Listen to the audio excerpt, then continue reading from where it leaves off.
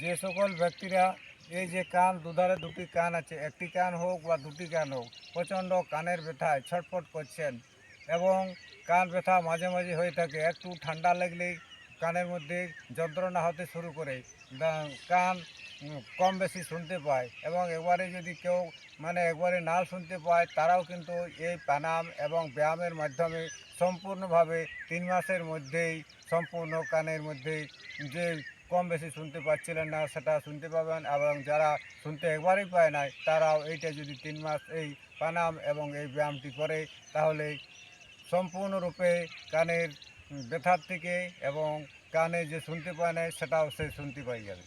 তাই এই প্রাণায়াম এবং ব্যায়ামটা আমি কিভাবে দেখাচ্ছি, আপনারা ভিডিওটা শেষ পর্যন্ত দেখার চেষ্টা করবেন। তাই আমি কিভাবে প্রাণায়ামটা করা যায় সেটা আমি দেখাচ্ছি। প্রথমে আপনারা অনুলোম বিলোম 3 থেকে 4 বার কি 5 বার করবেন, আমি দেখাচ্ছি এইভাবে।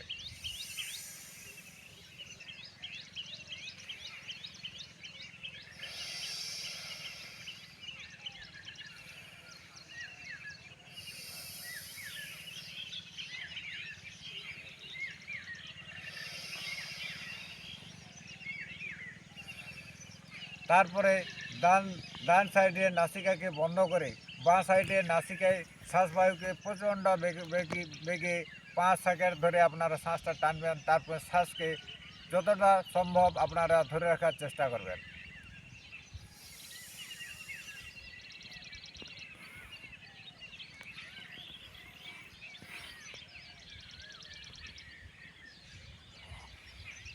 তারপরে আবার এই ডান নাসিকায় আমি ছেড়ে দিলাম।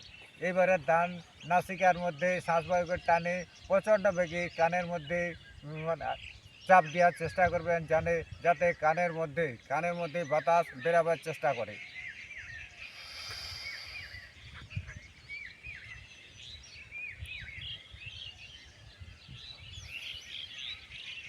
যে নাসিকায় টানবেন তার বিপরীতে, এবং যতক্ষণ শ্বাস বন্ধ করে রাখবেন ততক্ষণ পর্যন্ত প্রচণ্ড বেগে কানের মধ্যে প্রেসার সৃষ্টি করবেন, যাতে কানের মধ্যে বাতাস বেরোবার চেষ্টা করে। তারপরে শ্বাসবায়ু আবার এইভাবে করবেন, এটা বাঁ নাসিকা এবং ডান নাসিকার মধ্যে এইভাবে 5 থেকে 7 বার আপনারা করার চেষ্টা করবেন। তারপরে দুটা নাসিকার মধ্যে শ্বাসবায়ুকে টানবেন, 5 সেকেন্ড ধরে শ্বাসবায়ু টানবেন এবং শ্বাসবায়ুকে আটকে রাখবেন যতক্ষণ সম্ভব। আপনারা শ্বাসবায়ুকে আটকে রাখবেন, সেই শ্বাসবায়ু তারপরে কানের মধ্যে প্রেসার সৃষ্টি করবেন। এইভাবে প্রত্যেক দিন 5 থেকে 10 বার আপনারা সকালে এবং বিকালের মধ্যে খালি পেটে করার চেষ্টা করবেন। সম্পূর্ণরূপে এই কানের যন্ত্রণার দিকে এবং কানে শুনতে যারা পায় না তারাও সম্পূর্ণরূপে শুনতে পাবে। দেখুন আমি দেখাচ্ছি কীভাবে ডবল নাসিকার মধ্যে টানে শ্বাসবায়ুকে কানের মধ্যে প্রেসার সৃষ্টি করছে।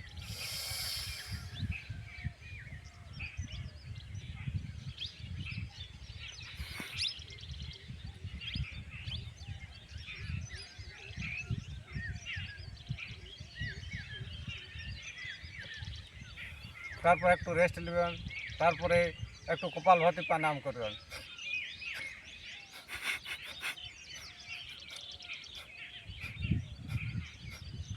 তারপর আবার এরকম করবেন।